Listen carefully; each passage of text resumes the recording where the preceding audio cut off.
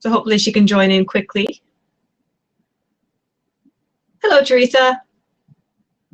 So hopefully people have brought some ideas to share with us on gift giving. I know that I've got a few jotted down, well, quite a few. I've got a little bit of a Christmas list going on. Oh, Chicago, so that's pretty close. Perfect. I'm up in Thunder Bay. I'll wait to do my introductions till we have Bren with us again. Oh, there she is. Hey. Hi, Bren. You're back. Is that better? Yes. Yes, okay, good. That worked. Good. Yay. We've got people joining in from Chicago with us, and it sounds like no one else is having an echo. So good. It's all in your head. Yeah. And today's a good day, so whatever. So I figured I'd do some introductions. Did you want to introduce yourself first, Bren? You can go ahead. Okay. Well, I'm Pam, and people who might know me from Twitter would know me as Growing North. And I grow in a zone 3 2B, so not terrible. Being on Lake Superior gives me a nice bit of a warm bubble through the winter. So if you consider minus 40 Celsius before wind a warm bubble, but for me it is. And in the summers we actually do get up to plus 30 Celsius. So it's a very, very short summer, but it's very wonderful. We get lots of extra sunshine. We make up for it in the winter with lots and lots of dark, but otherwise it's great. And I blog on Growing North, so I'm just going to put a link there if anyone's interested. That would have been around the same last year. I planted around the same time last year, and so there's first 3 months.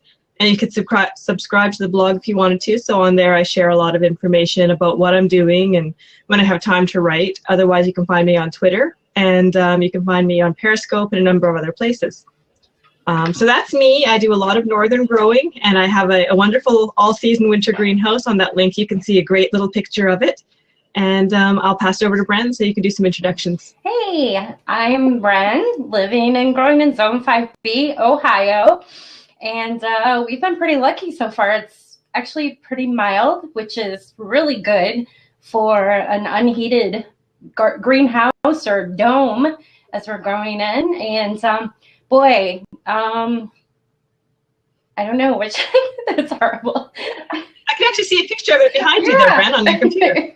I know. I really wanted to be out there again, but it's so dark. I need to work on a light. I thought of putting a light in there and then like having the generator going outside, but then it'd be really loud. So, well, grab a solar one. Grab a little solar bulb. Oh, that's a good idea. Okay, that's a good idea. I'll have to try that. Get some little LED solar bulbs, pop them up around there. You won't get any heat, but you'll get light. No, that's perfect. That's a great idea. So I've kind of become a BLAB junkie. I really enjoy hanging out on there. I usually have it going in the background with various marketers and PR people who are like, you know, their business is based on this, so they're great people to learn from. And BLAB's pretty cool. It keeps changing almost every day. So if you're joining us today, I hope you'll comment on the side there and tweet it out. Please tweet it out to your friends, and we all benefit from that because people will come in and they'll check out, you know, where your little button at the top there and follow you along. And of course, also there's a little, you'll see lists down in the bottom of mine and down in the bottom of Pam's there. If you click on that, that's like clapping. You're like, yay! You like what we're saying, so do that. That's awesome. And yeah, so I'm excited about tonight. How about you? Yeah. I'm excited. I'm quite excited to hear what other people have for lists, because if you're like me and you have people who know that you love to garden, I am having a whole pile of people ask me, what do you want for Christmas?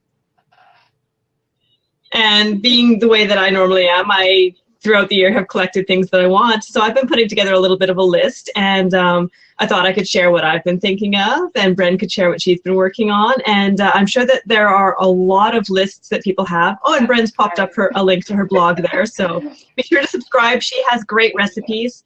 I love getting little notifications whenever she does a new post, and it's wonderful. So yeah, I'll just start talking a little bit and chime in. I mean, if you have a question, ask it. Let us know what you're thinking about. Add things to the conversation. So this is kind of open forum. We have a main topic. So for growing in the north, normally what I find is I run into problems with season extension. Oh, and Scott has joined us. Hi, Scott. So Scott, I believe, is in Ohio with Bren as well. Oh, so no. he has a lot of fun with Northern. He's actually in New Hampshire. Yeah. Oh, Yeah. okay. Same zone, though. Sorry about that, Scott. Same zone, just different state. Perfect. Yeah. So yeah, I've noticed that, and Bren's running into this as well. Oh, here we go. He's bringing it. Yeah. Oh, nice. That's okay, Scott. Northern Ontario beats them both. Wow. It's getting vicious in here tonight. I forgot my boxing gloves. Jeez. You guys get a longer summer. I'll give you that. I get 3 months. Yeah. So for me, and Bren's running into it as well, is running into season extension problems, essentially. I get about 90 to 100 frost-free days. That's it. That's what I get, is 90 to 100. So 3 months without frost. And since there's 12 months in the year, there's a lot of time I have to extend into. Yeah, it's very interesting. You get very, very creative when you have to grow with only three months outside. Oh, it looks like Corona Tools has joined us. Wonderful. So yeah, you get creative. Season extension is a huge thing, and I'm always asking people for more things like row covers.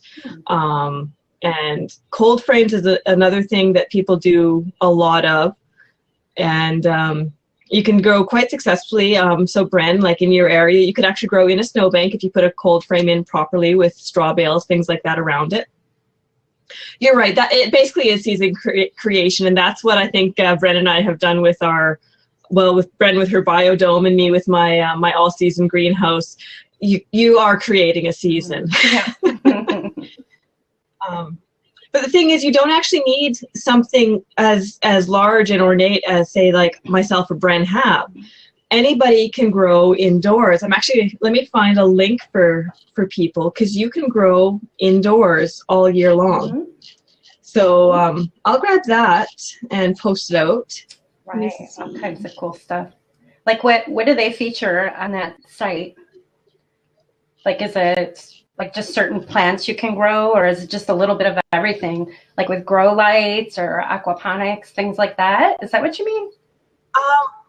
Essentially, yeah. Like a gift that you can give people who are in the north who don't have the ability to grow for most of the year, 3/4 of the year, is you can give things like grow lights. Mm-hmm. You can give them just an herb planter. Herb planters are wonderful. So I had done a little collection, actually. So there's a lot of images on this link of ways that you can make it look beautiful. And so that's the really nice thing, is you can make things look beautiful. Even if you're growing indoors, they don't have to be, like this tray of dirt with this ugly little light sitting above it. And then all of a sudden you don't even want to put that anywhere, especially if you have a finished basement or you're trying to put it in an area where you don't look at it, but normally those are cold spots, or you don't have a light source there or an electric source.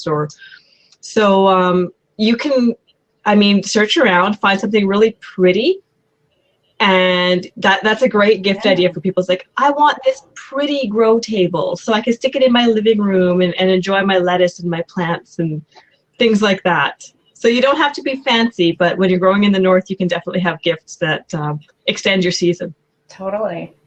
I don't know about you guys. Does anyone else go completely stir crazy in the winter if you don't get to grow something? I do. I go nuts. It was easy to convince my husband that I needed a greenhouse. Yes, Scott goes nuts. I don't know. I've always got soil around. Oh no, is he being a stinker? Teresa's already crazy. Okay. We love you anyways. You fit in with us. Yeah. Oh, where did Bren go? I almost wonder if it's on your end. It might be that it stopped showing. So I'll because that happened last week, but yet when you see the final cut, I'm in there. So I'm not going to listen to you because I made silly faces. It's all good. So, another option is like, books, of course. You can give books. Because when you were talking about different ways of growing indoors. Yes. Cool Spring Press has a new the Terraniums book out by Maria Colette. So. Oh, do you have a link for that? I can. I'll look for it. You said Maria? Yeah. We just had her on Garden Chatter not too long ago. I should have had that link. Sorry. No, don't worry. I'll look for it. Tell us about the book. Well, it's awesome. It's really simple. I actually have it right here, but I used it to prop my laptop. Here, hold on. I'll get it. Okay. This is like very casual. Here we go. It's a nice book. Maria's pretty cool. If you tweet her online on Twitter, of course, I'll tweet her name out. Actually, she'll answer your questions and everything. She's kind of like a social media junkie, and her book's awesome. This would be a great book for anybody because, she grows everything in here. It's pretty cool, and plus, it make a pretty coffee table book too. Because it's got lots of nice pictures. So. So I see a hot topic is trees. Everybody was jumping on trees for Christmas and the holidays to give as gifts. Did you notice that? Yeah, I did. I noticed outdoor trees. I noticed even just for people who aren't in the north, people who could plant them right now, who have the perfect planting season, say like Florida. Maybe California. I don't know if Chris... if Corona Tools would be able to jump in and let us know if that's a good time in California to plant trees. But I think trees are an awesome gift. I wish trees would work for me up here. Right. Yeah, we have to. You have to be very careful with that. Well, where we live, 5B, and up. It can be done. I mean, it's kind of, it can be risky. It can be risky either way, leaving them in the container, but, an expert at doing that is Ron Alardo. He's at What Do You Call It on Twitter. If you have any conifer questions and just trees in general, he's really good at that. He has hundreds of conifers, quite a few of them. They don't even belong in his zone up there in Michigan. So what he does before it, starts getting, the freezing, he moves them indoors or into his garage. And so he has them potted. Yes, and he's got huge conifers that are in containers that he grows year round, and they survive great. I mean, I know he lost a couple 2 years ago. We had a really bad winter up here in the north. But he's the guy to follow and ask questions about the conifers and containers. But what a great idea, though, to, instead of cutting a tree down or whatever, give a little conifer. And once the holiday's over, read the directions, don't put it right outside. Well, depending on your zone, then you can plant it and enjoy it forever, right? Actually, that's another thing is people are also doing bulbs like that, like amaryllis, and Mariana Landscapes, they gave away hyacinth bulbs for places where you could actually still plant those. Nice. That's great. So that's another thing as well, is you could give a plant it's almost like a kit, really, like an amaryllis bulb or something. You get to have some fun with that. Sure. For me, roses, I'm very limited on roses, but Bren, you probably grow a number of roses in Zone 5 more than I can. You can. So we had a question of what do you do with them in the winter? Do you see that on the BLAB here? Yeah. That's funny. I don't see that. That's okay. What's the question? What do you do with all your roses in the winter? I only have some bush roses, and any delicate ones I have to wrap in burlap, and I'm a little too lazy to do that, so my roses are kind of on their own, and if they survive, great, and if they don't, I just kind of look at it and go, oh. That's okay. You know what?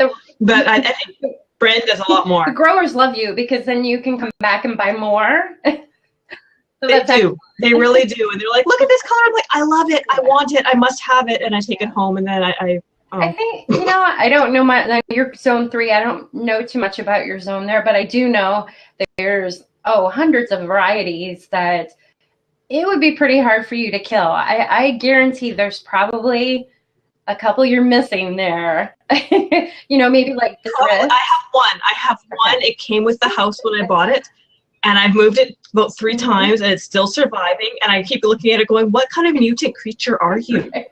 And I love it. And it just gets these tiny little bulbs on it. I think it's more of a wild rose than a real rose, but it's living. Right. So great. So really, I mean, like my roses, I pretty much, here in Ohio, zone 5B, you don't want to prune them. I stopped pruning them probably early October. Actually, Corona Tools would be a great person. He's got the great pruners, all different. He knows all the different pruners you'd need, and that's a great gift. I love my Corona pruners. But I do have a few climbers that I do like to make sure I've mulched them really good, and I try to strategically plant different things around it. So now that the fall has come, like I have quite a few gladioles that I had near climbing roses, and they're sheltering them now in the winter, if that makes sense.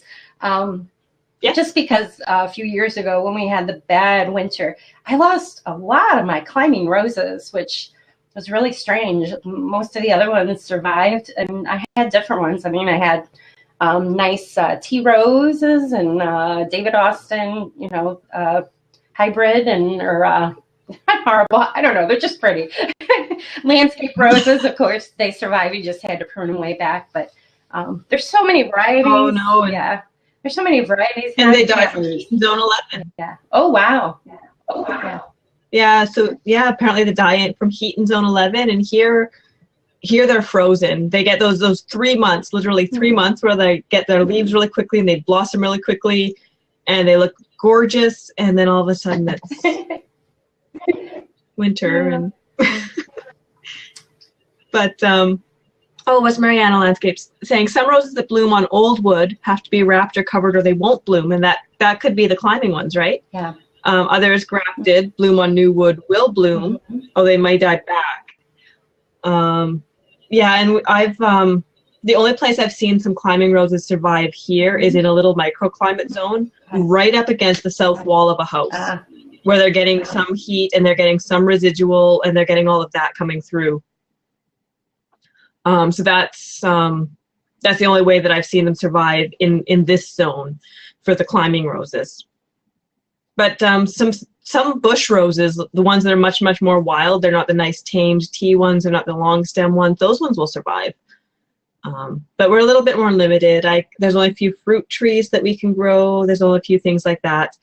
But there's quite a push to develop northern hardy varieties, and I support that fully.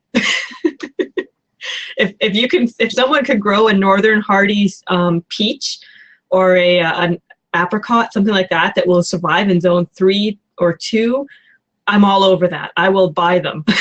And there's a gift idea. There's a gift idea for me. Get me a cold hardy tree.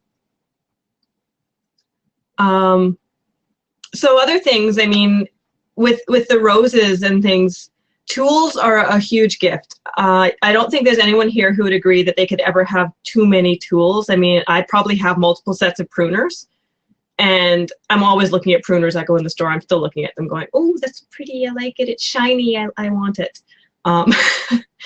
See, and again, everyone who can say more tools is wonderful. If you give me an extra set of tools, I'll have one set in a nice little container over here, and then another set of the garden, I'll have another set of tools, and no matter where I am in the garden, I have a spot for them.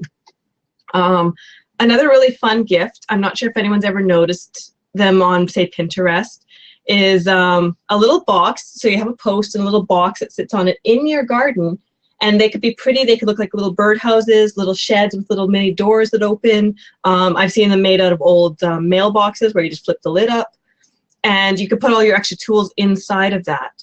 So asking for a little tool storage outdoor unit is a wonderful, wonderful gift idea, and it's unique. And it's something that they'd always remember every single day a gardener goes out, north or south, and they take their tools out of there and they store their tools. I mean, it's one of those little things like, oh, I remember this that so-and-so gave me. I love it. This thing's great. It's awesome. I love it. So that's another idea for all of your tools. Or even just stocking stuffers. Stocking stuffers are a great thing for northern gardeners. So necessities like twine is great. Gift certificates are always great. Books. I love books. So if anyone has other suggestions, we had one from Bren. That was wonderful. If other people have other books that they're kind of like their little manual that they live by, then by all means, please share those names, send links. We'd all love to hear about them. You can also put it on Twitter, use the hashtag Growing North, and we'll be able to find it that way as well for people who are having a little bit of trouble with the BLAB. True Italian terracotta. Is there a difference between terracottas? Maybe I'm just a little bit naive on that. Most of my pots have to come inside on in the winter, or else they shatter in the frost and the cold. So I have to, any pots I have outside, I generally bring inside. Even my my statuaries, they all have to come inside. So okay, true Italian terracotta. I'll have to look up that. I don't know anything about it. There we are. Oh, did we lose you again, Brent? Yeah, that was my fault. I was assuming maybe it was on my end, so it's awesome to see you back. But now that I got to refresh, I can see all the questions. So. Oh, awesome. So true terracotta would be frost hardy. Is there a limit to how frost hardy it is? Because I have ones that even say right on them frost tolerant, and I have to bring them in. Oh, bird gifts. That's excellent, actually. Winter feeders. Yeah. Solar heater for the bird bath. Minus 20 Fahrenheit. Okay, yeah, we go down to about minus 40, which is actually equal Celsius Fahrenheit before wind. So I don't think I'd be able to do that. I think I'd have to still bring them inside for my zone. Mm-hmm. Oh yeah, we get down to minus 40 Celsius, which is equal to minus 40 Fahrenheit, and then we have the wind chill from the from Lake Superior. So it gets cold. Yeah. You winterize your vehicles, you make sure they're ready, all of that. I have snow outside right now. Wow. So, wow. Yeah, and our show is late this year, so we had a reprieve. We've actually had a very strangely warm year, but it's okay. It makes it bright. When it's dark, dark, dark, it's bright. Right. Oh, Melanie would like to join. There we go. Awesome. Okay, now let Melanie get joined in there. Oh, there she is. Hi. Hi, you were able to join in with your phone. That's great. Yeah, I had to download the app. Okay. So we've been doing a bit of chatting. I'm not sure if you've been able to catch up with everything we've been chatting about, but with gifts. So if you have something that you'd like to add to that, by all means. So gifts for the Northern Gardener. We've gone through trees. Bren's mentioned a bunch about trees. We've been talking about season extension, some season extension. I think on Bren's gift list is solar lights for her biodome. Yeah. You know, I've been hearing about the biodomes. They sound really great. Yeah. It's a lot I'd love fun. to be able to put something like that on a gift, but less. It's a lot of fun. I wonder if I could just take, you know, the little solar lights. I still have a few that are out along the landscape. Like, just stick a few of those inside the dome. I never thought of that. I have some of those in a greenhouse, one that I extend the season with because it starts to get dark in the fall already up here. Okay. You absolutely can. Oh, that's a great idea. Okay. Yeah, and they light it up around the plants. And then you can also do like the string, you've probably seen the Christmas lights that are solar. Yeah. And you can string them up around on the inside, and it's very, very pretty. It does this really nice little glow, even when you're walking around outside and you have your biodome or you have anything like that. There you go. You can see them. And people who have things like row covers on top of things, or if they have like the cold frames, you can stick a light right inside them. And it's neat. You have these little glowing spots. It's a great idea. So yeah, solar lights. For anyone else, I'm sure that most gardeners as well would agree that they can never have too many solar lights. Yeah. Even if you hide some of them and bring them out when the other ones die, solar lights are just one of those wonderful things. Yeah. Or glow-in-the-dark spray. Well, what do you mean they die?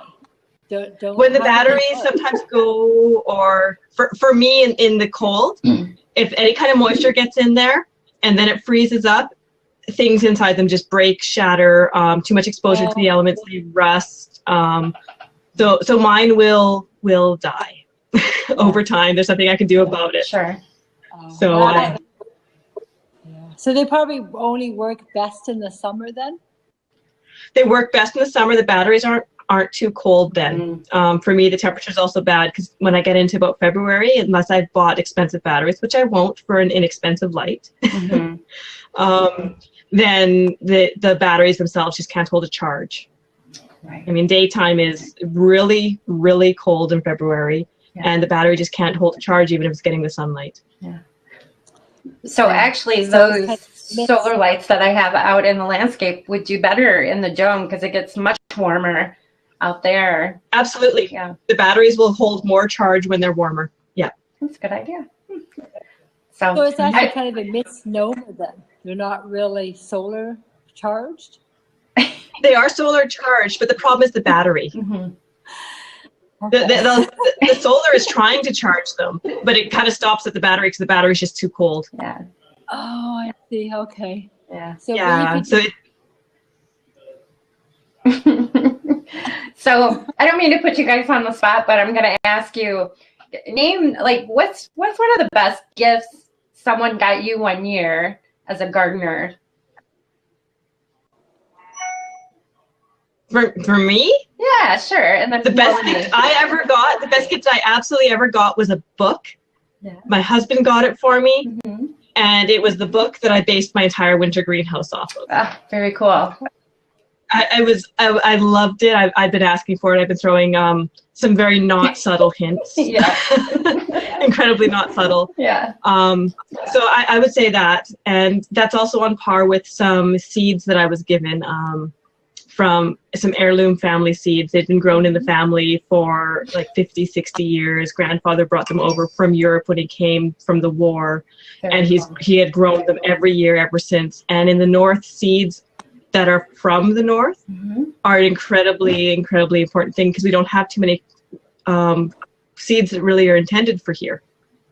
So if you can get some seeds that grow well, have done well, a certain plant genetics that, I mean, you obviously you save the best from that year and next year, and so you're getting the best traits for the area.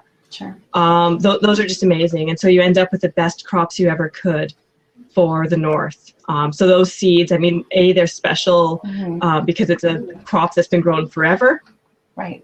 And then it's in the north, and I get really great beans out of them. They're huge. They're these drying beans. The seeds are just huge, and they're amazing.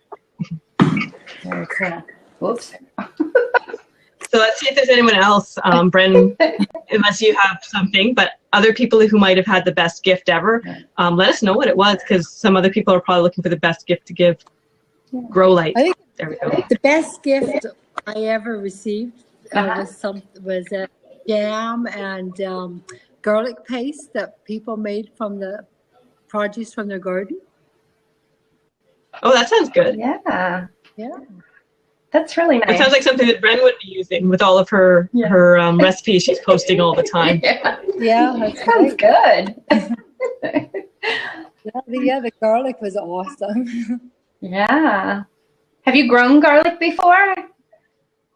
Oh yes, I've been growing garlic for over 20 years now. It's easy. It's so easy. I just Oh, and we've got here, Deborah says a long rope of heat tape to loop through the winter beds to prevent freezing. That's a really good idea. So there's an awesome season extension for Northern. It's really good. That would never work where I live. It's way too cold. It Yeah. wastes way too much electricity trying to heat it up. Yeah. Which zone are you in? I live in zone 3. I live in northern Canada. Okay, so same as me then, yeah. The heat tape for me, I'm in at the top area of Lake Superior. I'm in zone 3, 2A. Okay. Yeah, so I'm way up here. Is that I have a nice little heat pocket. is that kind of close to Nikki Jabaro? No, I live on the no, other side of the country. I live in BC. She lives in the Maritime. She lives on the other side. and of I'm the right in the middle. I'm smack dab in the middle of both of you. Okay. Works to negative 45. Oh, interesting. Big country. Beautiful country. It is. Very, very bright and sparkly in winter. Yeah. Very cool. Oh, what a great idea. Canning supplies. That's perfect. See, and I'm not the one who does all the canning. My sister takes all my produce and cans it and gives me stuff back. I love that. Yeah. But canning supplies, that's an awesome idea. No, I have, let me see if I can, I wish I had a canning jar in here I could show you, but there's this product out, it's Recap. And yeah, okay, I don't know if you've heard of them before. I can punch their website in, but they actually have little toppers for your canning jars. Like you can, this one here, it's a flip cap. So if you got like tons of canning jars and you're like, say you've already used what you canned up and it's winter time, right? What are you going to do with all this glass? They're really cool. They're different accessories. Like this one's, they've got a salt and pepper shaker type thing. That is, oh, those, yeah. Yeah, and it screws right on top of your canning jar. Those things are great for things like confectioner sugar. Yeah. Fill a whole pile of icing sugar inside your jar, and then you can like put it on top of your French toast or your cakes and everything. Right. It looks like I think my son, oh wait, here it is. I thought one of my kids stole it because it's cool. It's one of those, I don't know if you could see it. I haven't opened it. I was showing them you. So it's like your water bottle, right? But this is really great if you're into making smoothies. You can make your kale smoothie in your mason jar and put, can you see it okay? You know what it is, right? Yeah, I think I know what it is. But it's really cool. Yeah, we can see it there, yeah. Okay, so the company's Recap Mason Jars is the name of that. And like I said, I can tweet the link out. But it's pretty cool. It's kind of neat seeing all the great for seeing dispersing, true. Oh, yeah, that's great. Another thing I'm noticing, I got one laying in here, not on purpose. It was, I don't know why I took this off. Do you see this? It's another topper for a canning jar. There's a hole in it though, so you can put your straw through it. So, okay.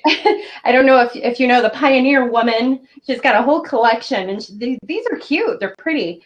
It's one piece rather than having, two pieces like a canning jar. You know what I'm saying? But it washes up really nice, and look, it's like designer. Actually, that would be a neat way to if you take the homemade canning that someone was saying and decorate the lids, things like that, instead of taking the cloth and stuff like that. There you go. And that would be a way to think gift. Perfect. Just custom paint something on the jar itself, make it a really, really nice kind of creative gift for someone. Yeah. Because what I would probably do is take those jars later and store my seeds in them. That's a great idea. Nice and decorated and everything else. Yeah. Because I like I love clear glass. I love apothecary jars. I love things like that. So I can see all of the seeds that I've been saving. And I can kind of see if they're not being stored properly, whatever, if something is going wrong with them. So I love that idea with the decorated lids, and because I could definitely, I could reuse that. I think it's a great idea. I store leftovers and dried foods in my canning jars because I have so many of them. Yeah. I don't know. I still have, and I think another great idea is like your friend gave you that garlic paste. I'm really big. I actually still have a bunch of huge freezer bags filled with strawberries and actually more raspberries and blackberries that I harvested this summer, and I didn't have time to can them up when I harvest, so I just cleaned them up really good and I stuck them in the freezer. And right around this time, I make, you know, some jam to give away. I have to make it or my brothers will be very upset at Christmas because they're always looking for it, you know. But I love this idea that was just shared. Deborah says another great gift is a voucher for hours of weeding or pruning. Brilliant. Because time spent together is the most precious that we can give or receive. And you know what? I love that. I mean, you're giving to your brother the foods and stuff. And I love this idea about, you know, voucher for hours of time. Yeah, that's great. Yeah. Oh, darn it. Chris has got to leave. Well, thank you for stopping by, Yeah. Chris. We should have had you come on. Sure. Yeah. Next time, let us know and pop on and share a little bit too, Chris. Yeah.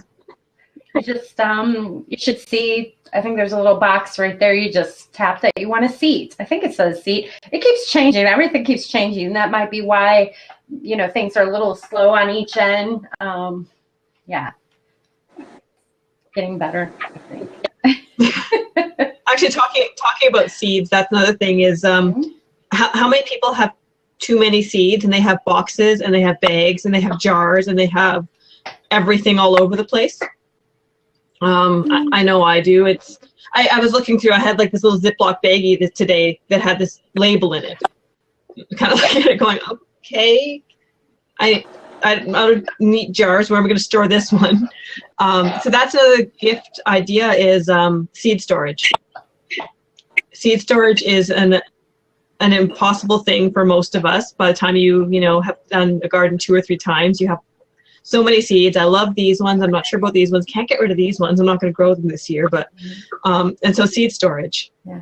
And I know, Bren, that you've worked with the ones from Seed Keeper Company. Yeah, I haven't worked with them yet, but did you want to let us know about those? Oh, they're wonderful. Actually, I was hoping they signed in tonight. I don't see them on there, though.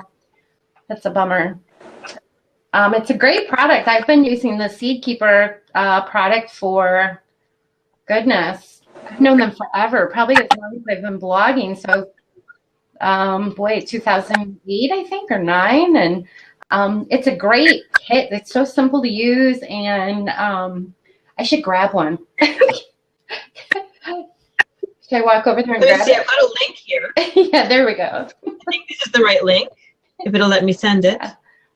But it's really nice because inside the box they have cards. They even have some recipes inside each one. They have growing tips, and Carrie and Carol are awesome. They're best friends in Chicago, and they really love their product. They love people. They love gardening. If you follow them on Twitter and Instagram and Facebook, they show all the beautiful seeds they start in the spring and grow in their yards. So it's not like they've made a product that they can use. So, I mean, that's something I really like it when you have somebody who they created it because they needed it. So, that's a good thing, right? I wonder if you can hear me again. Oh, no, I can hear you. Okay. Yeah, there's a little bit of a feedback, but I can hear you. Okay. Pet-friendly plantings for inside and out. And actually, that's an important point that's brought up, is not all plants are pet-friendly. Okay. And so for people who go a little stir-crazy, I think we already covered that, when you can't grow in the middle of winter or when it's cold out or whatever, right. Indoor plants are super important. Yes. So, but you got to make sure that they're plant-friendly or pet-friendly. That's a great. Yeah, somebody has a link to, I'm always looking for a good link that has an up-to-date list, maybe from an extension site, listing all those plants that are bad for, like, that you wouldn't want in the house plants for cats, or, out if you have a dog in your yard, you don't want to grow, whatever it may be. That's a great post. I almost wonder if we're getting a little feedback because I can't see Melanie at all. Can you see her or hear her? Yes, I can. Okay. Oh, you can. Okay. Yeah. See, on my end, it says audio only, poor internet signal. for her box. I have a very slow internet connection, so that might be a problem. I can hear you perfectly now. Okay, because I live in the middle of nowhere, so it's very slow. That's awesome. So we have about probably 20 minutes left in the chat. If anybody has people who follow them that they think might be interested in joining in, up on the left-hand side of your screen, you can see this little "Tell a Little Bird." So if you had wanted to let any of people that follow you on Twitter know that you're on a chat, just click that button and it'll tweet out the link for them. And so if there's other people who are struggling a little bit with some gift ideas, I'm going to keep on going with some of the things I'd written down. I actually have a little list I jotted down. Probably can't see it, but trying to do that. So seed starting, I mean, we went into Seed Keeper Company for seed storing. Seed starting, especially in the north, Melanie probably has noticed that as well.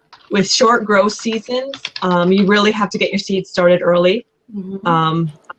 Most things just can't get going in our season. If I planted them in the ground, radishes, yes, I mean, they're a couple weeks, right? Yeah. And lettuces, leafy things like that, spinach, yes, but squash, no. I'm not going to get my squash going if I try to plant it in the ground here. I might get lucky with zucchini, like a summer squash, but there's no way for winter squash, pumpkins, and even at that, I'm limited to about the 95-day varieties. That's about my maximum. Because even if that's pretty good. Even if I planted them, 95 days. I'd never yeah, that that's a lot of. Where I live.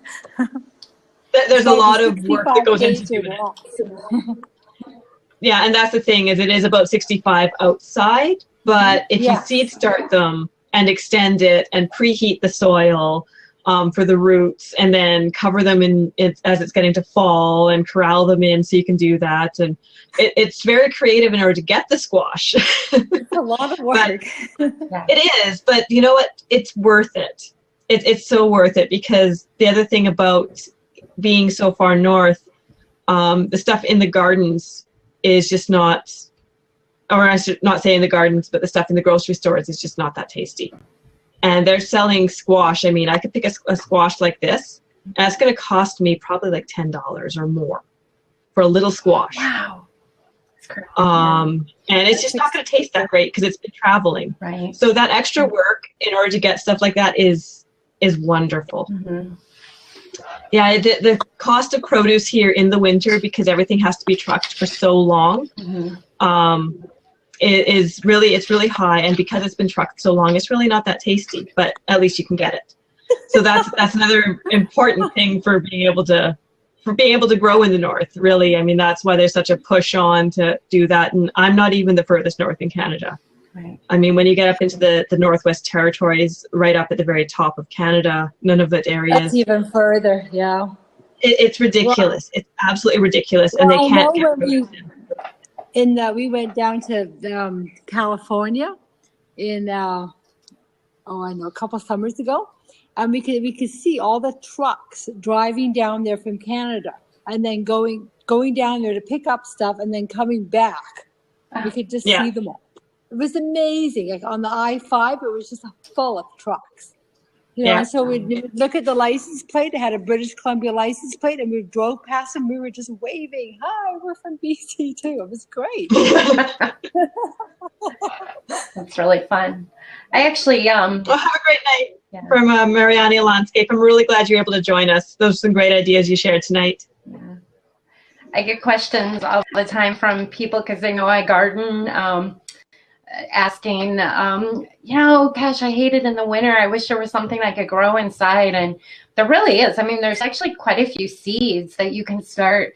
A popular one that I've always had fun, even with the dome and the greenhouse I have, are those sprouts, just growing the sprouts for sandwiches and salads.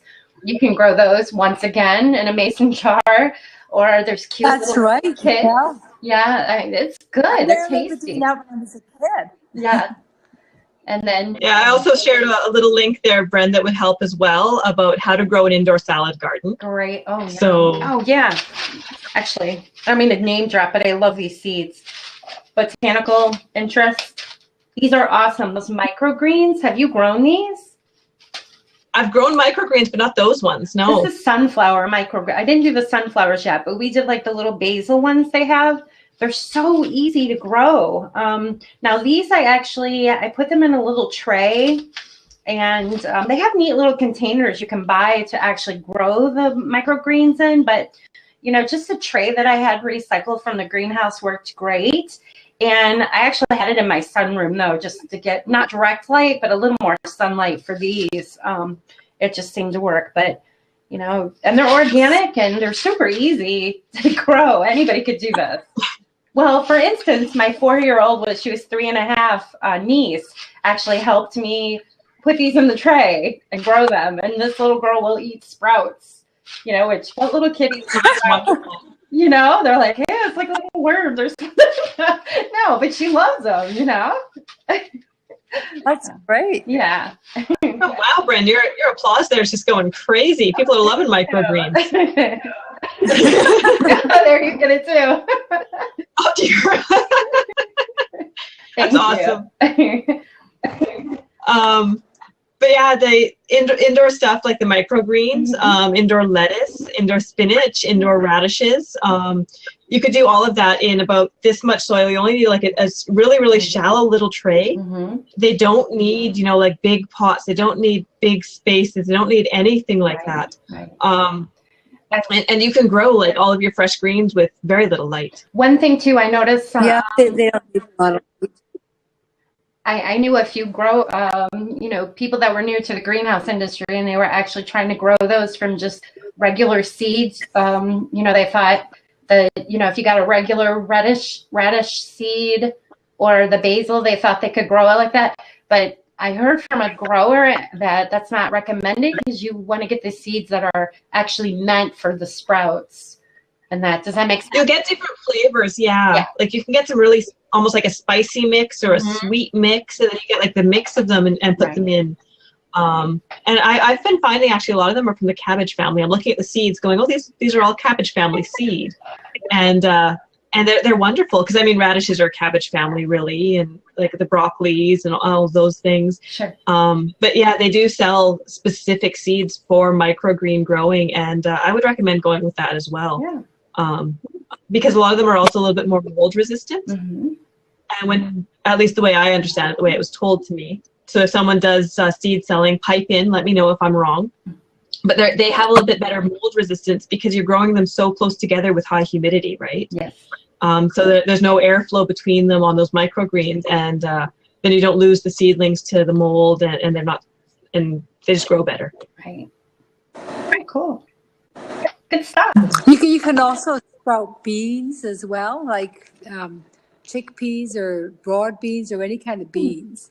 You just soak them in water and just put them in the dirt, like in a pan with a lid, and in a few days they'll be sprouted. And yeah, that's definitely a good thing for that way. Yeah, and that's a good thing for the for gifts as well for northern gardeners, like the microgreen seeds or just some dried peas, things like that, dried seeds that you could grow through the winter instead of ones for their garden for the next year. Winter growing seeds are wonderful. And the other thing you can do is plant bulbs like garlic or onions, and then put them in the dirt, and then bring them out maybe in January, and then you can eat the shoots. You know. Yeah. That's a great idea. Yeah, and you can do the thing with peas as well is if you actually planted them instead of just starting them and eating the whole seed and shoot. You could also do that as well, as plant them in the small shallow tray. Okay. And as they get up to a certain height, just clip them and they'll keep regrowing the same shoot and just eat the pea shoot itself. Very cool. So I could do that in my garden then too. I could just keep. You can, yes. You can put that in your garden along the edges or somewhere like that. It just keeps regrowing. Yeah. That's the part I like, is that it just keeps coming back. Yeah. Yeah, so you can do that same like you're doing with the onions for the shoots and everything else. You can do that with peas as well and just clip them. Not the same necessarily with beans. Beans won't do it, bean shoots. Okay. But pea shoots will. Yeah. Because I've been, like this summer, I was just cutting the tops off my pea plants. I mean, it was the end of the year, and I knew I wasn't going to get any much more peas, so I just kept eating the shoots because it just kept regrowing, and it tasted great. Yeah, you can definitely do that in the winter as well. Yeah. Right. Right. So I don't know if too many other people had books that they wanted to suggest, books that they loved, or what their best gifts had been, things that they received, or if they have a favorite gift that they love to give to gardeners. Well, I actually have a book that I wrote myself. It's about growing food in a short season, cold climate gardening. I don't know if you know anything. I actually have I can actually tweet you a link to it. Okay, yeah, please tweet the link and definitely. Yeah, I don't know how to tweet. Yeah, and then put the tag on there, the Growing North tag, so we'd be able to find it. Growing North? Okay. Yeah, Growing North. Yeah. That's great. Well, I'll just send you to a blog post. You can buy it at any bookstore, anywhere. Okay. Awesome. Okay. I see. Sounds great. I see. I don't know if you know Green Blessings. She's in here. The first thing I think of when I see Arlena pop in is miniature gardening. I think that's a great gift. She'd be the one to talk to about that, though. There's some adorable, adorable little.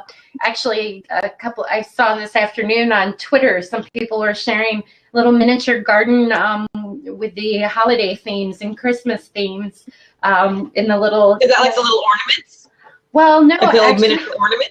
No, they actually have like little, like a little mouse with like a hat on, winter themed, to sit in. Oh, cute. Yeah, to sit in your little, people are really into the miniature gardens. They have the mini varieties of, little trees that are made specifically for the miniature gardens. And oh, nice. Kind of like the fairy gardens. Exactly. Same thing. Fairy garden, miniature garden.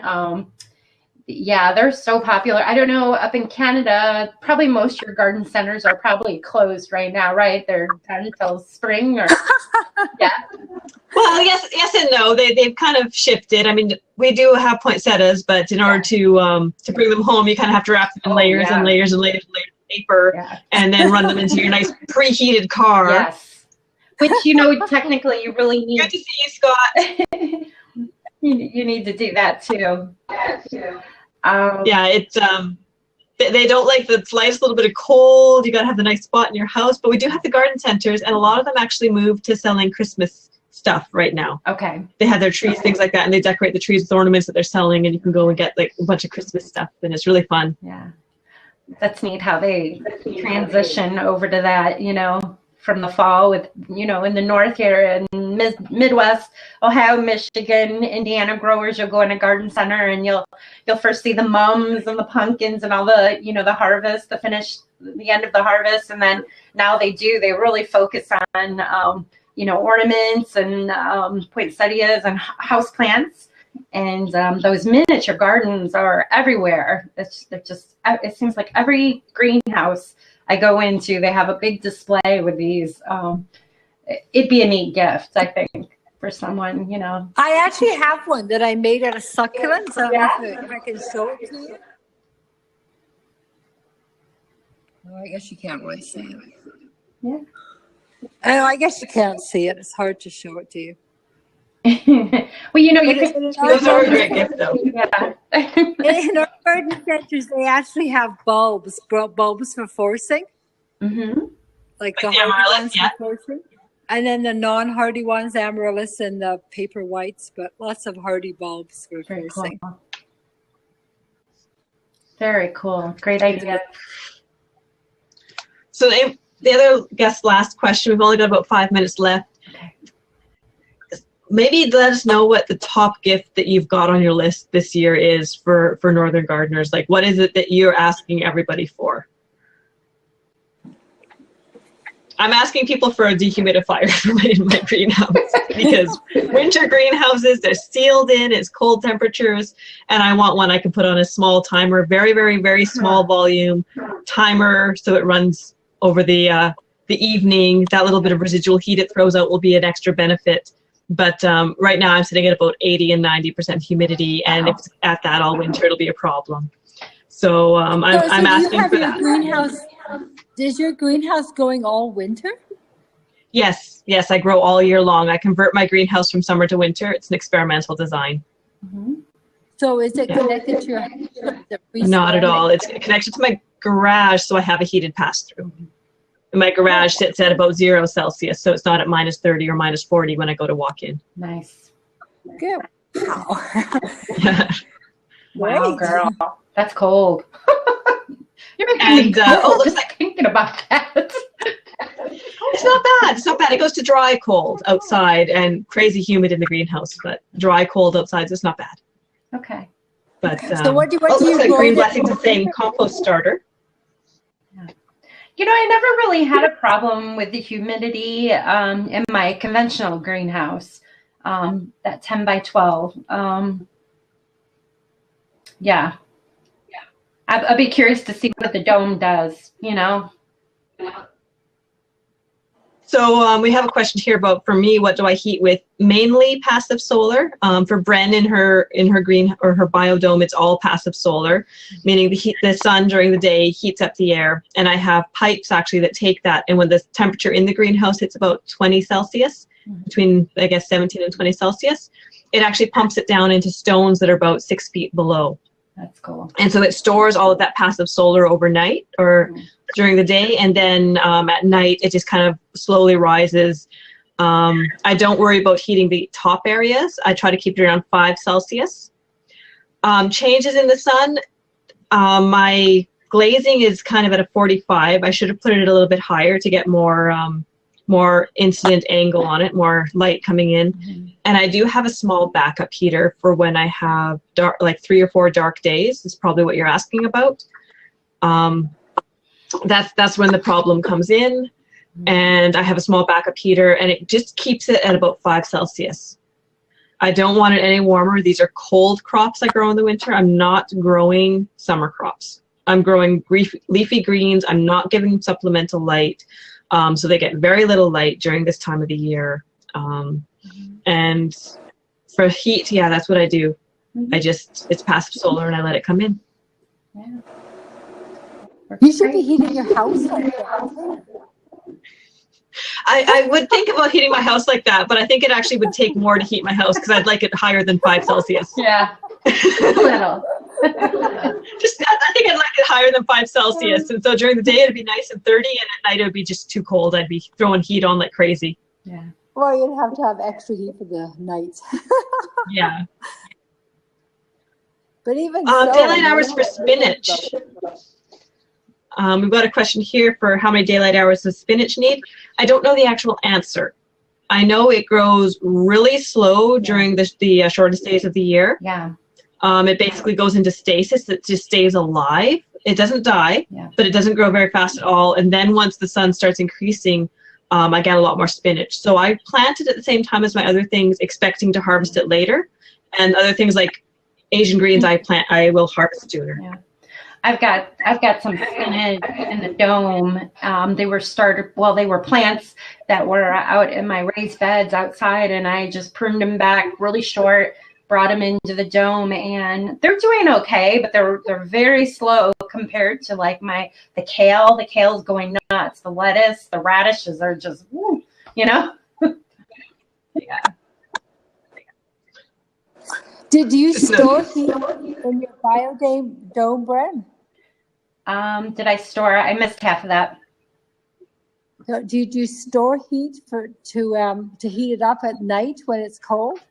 You know, what I've done so far is I've been moving bricks in there and different blocks, rocks that I can find, that I have left over from like landscape projects and things.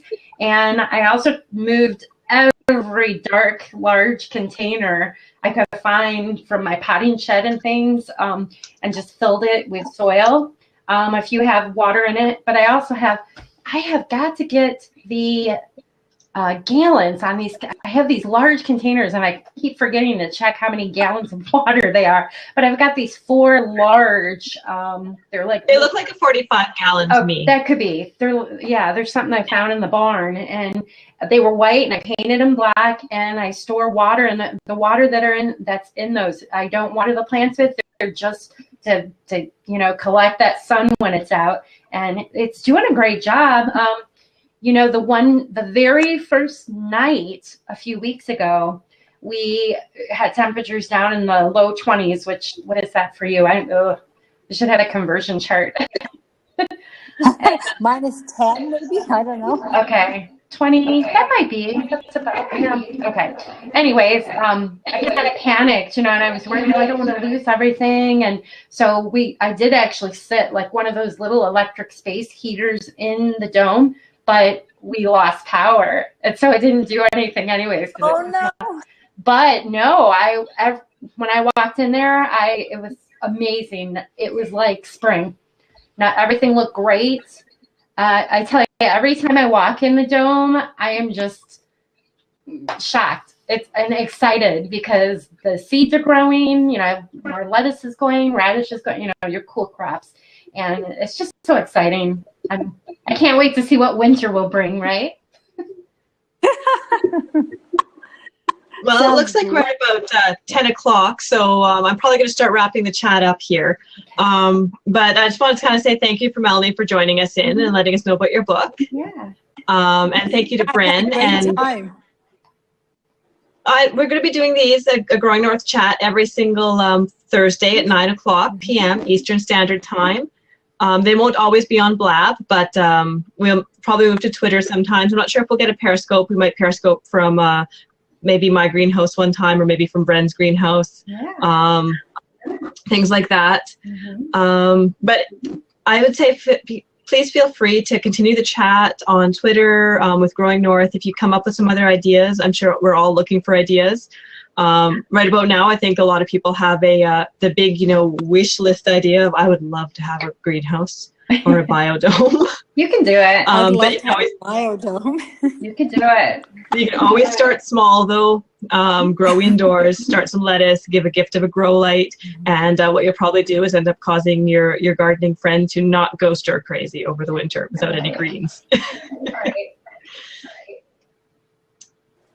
Yeah, well, I'm going to sign off, and I'm going to go eat supper. It was great meeting you guys. All right, thanks for joining in. Good night. Thank you. Good night. Okay. Oh, Green Blessings is getting a biodome. Look at that. Yeah. Christmas list filled. Awesome. So yeah, thank you very much for everyone joining in. I'm going to pop onto Twitter and play around on the chat for a little bit there. We had some wonderful ideas come out tonight: season extension, seed storage, all of the things for your canning jars, necessities, tool storage on the outside in your garden itself, displays for outdoors, miniature gardens. There was just so many gifts, extra tools for sure. Yeah. And I'm hoping that there'll be a few more book ideas that'll pop up, because I want to give some of those ideas to my husband and say, get this for me. Right. So, all right. Well, we will see everybody next week. And I'm Pam, Growing North, and this is Bren, Growing in Ohio, 5B. And hopefully we'll see everyone again next week. Bye. Thank you.